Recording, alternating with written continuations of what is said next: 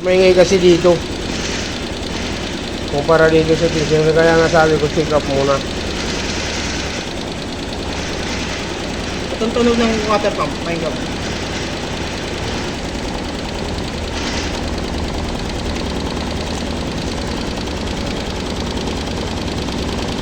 So yan.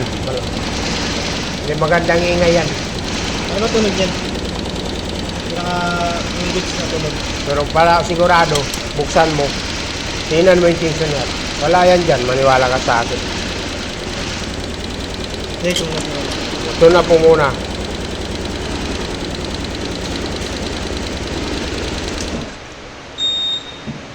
Kasi ang maingay sa kanya, nandito banda sa ibabaw. Kaya nga eh.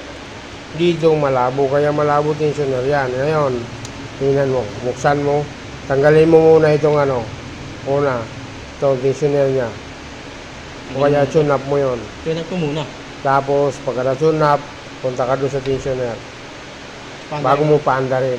O kaya naman, tune up muna, paandarin.